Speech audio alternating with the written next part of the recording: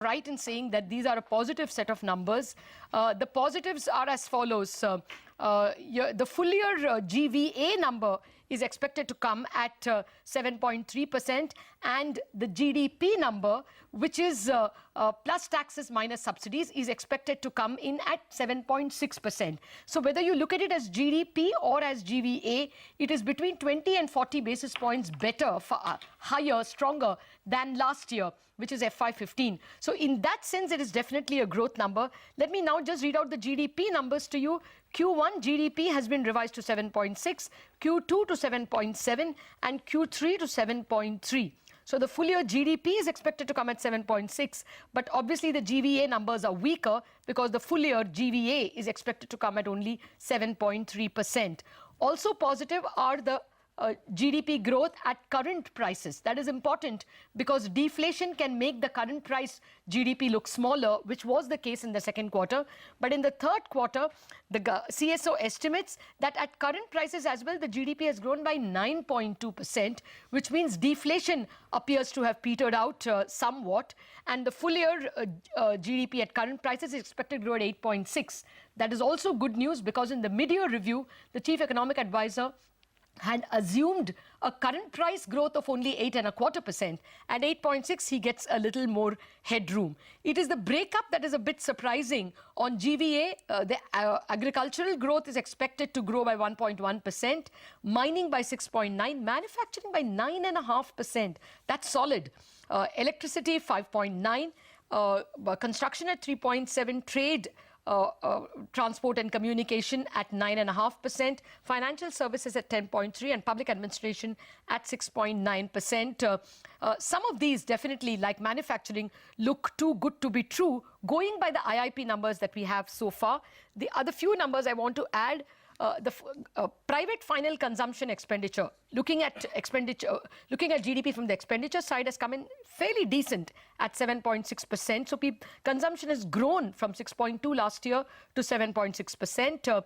Government expenditure has fallen badly to 3.3%, and gross fixed capital formation at 5.3 is modest, but better than the 4.9% in the previous year. So capital formation also is at least inching up. Exports, of course, are a disaster, as are imports. Both have contracted by 6.3%. Let me now welcome Mr. TCA Anant, the Chief Statistician of India and the gentleman who heads the CSO. Good evening, Dr. Anant. Thank you very much for joining us. Well, first up, do we have to worry less about deflation? Because the current prices GDP for the third quarter is 9.2. So the worst of deflation is behind us? Well, let me put it this way. In some sense, possibly, because the major factors which were driving the very sharp decline in prices were the fall in crude prices, petroleum products, and also a large number of manufacturing products. Now, at some point, prices will have to hit a bottom because these have been running negative now for anywhere between 12 to 14 months. So it's likely that as the prices hit bottoms, you will see a fall in the pace of fall. You'll see a rise in the inflation rate simply because the base effect turns favorable. Okay. Once you cross 12 months, the base effect turns favorable. So purely from a very statistical side, yes, you will see that, and that's probably what is being reflected in the third quarter numbers. If you notice, the WPI inflation in the third quarter was dipping. So that's partly the reason, and CPI has been slightly high. So the combination means that you do a little better. Okay. Well, I wanted to ask you your estimates, therefore, of the fourth quarter. Since the overall GVA number is expected to come at 7.3, and we've got a fairly robust 7.7 and 7.6 for the first two quarters. Should we expect a 6 handle for the fourth quarter GVA and GDP? Yeah, in a sense, when we give the advance estimate and the third quarter estimate, we are implying a fourth quarter estimate, and that can be worked out from this. But let me just clarify what will happen at the stage of the fourth quarter. We will principally, the GVA numbers will be pretty much as stated. You can calculate the fourth. GDP We'll again look at the tax revenues, and we'll have to look at the total growth in tax revenues and allocate them, because there is a problem in trying to figure out how much of the tax revenues are allocated to which quarter, and the proportion in which they get allocated is not so much the actual collections but the real sector contribution from which they come from. So that will make the fourth quarter adjustment a little technically difficult, but broadly indicated along with our advance estimate is the implied fourth quarter number. Okay, which clearly is going to be the lowest of the 4 quarters. I mean, if you can give us what does this imply? Yeah, because if you think about it, at the moment, for example, what we have said is the annual we are estimating at 8.6 in current prices, whereas the 3 quarters have come in at 9.2, 6.4, 8.7, which is almost around the same. So the fourth quarter will be probably looking around 8.6, maybe a little less than 8.7.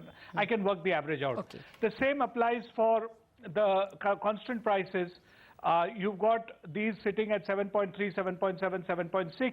It's marginally below 7.6. We have pushed the annual to 7.6, so fourth quarter in constant prices may be a little higher. That's one way of calculating it, and it can be done. Okay. There was a lot of surprise over the manufacturing number coming in at 9.5% for the current year. If you looked at the IIP number, we have a fairly poor average of about 3.9% or thereabouts. And the corporate results that have come so far for the third quarter have not been terribly impressive, certainly not on the top line. So this 9.5 number, you think we can maintain it for the full year?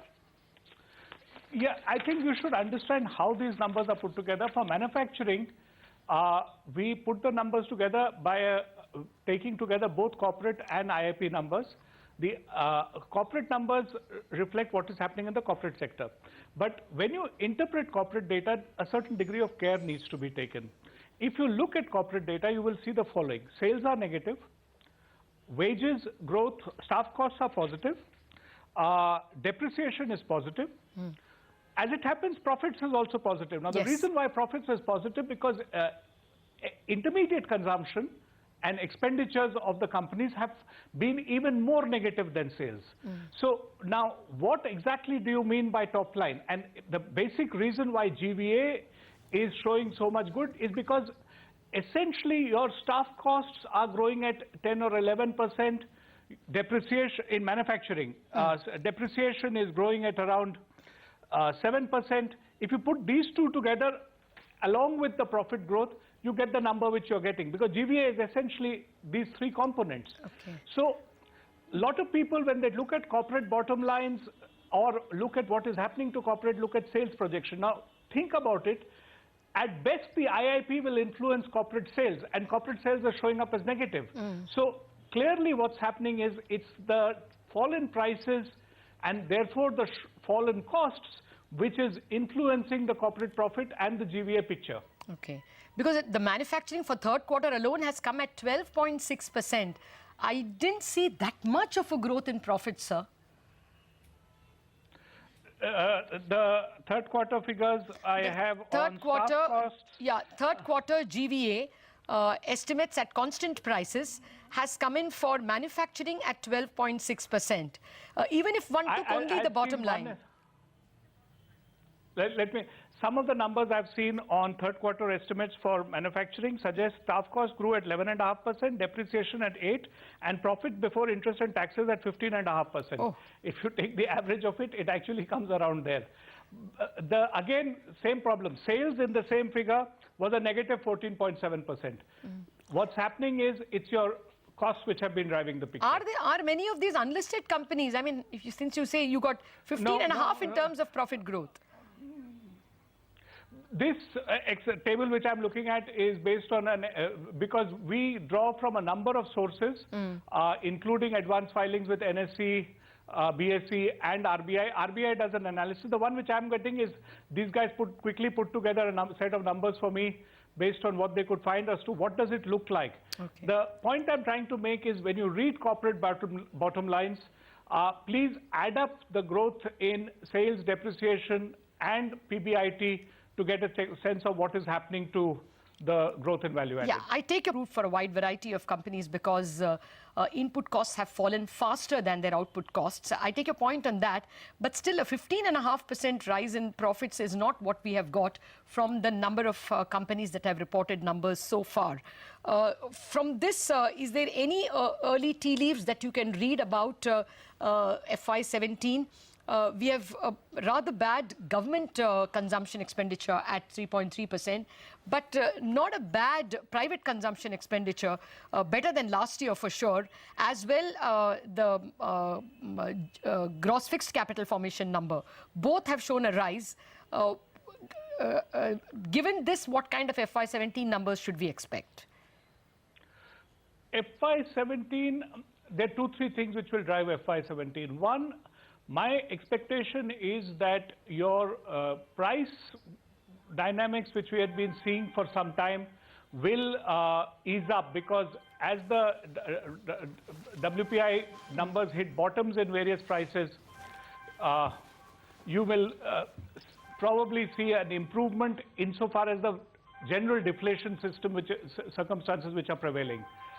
Other than that, government consumption is likely to be affected by decisions like what happens to government's decision to implement pay commission recommendations and some other matters which may have a one-time effect on government consumption looking ahead at FY17.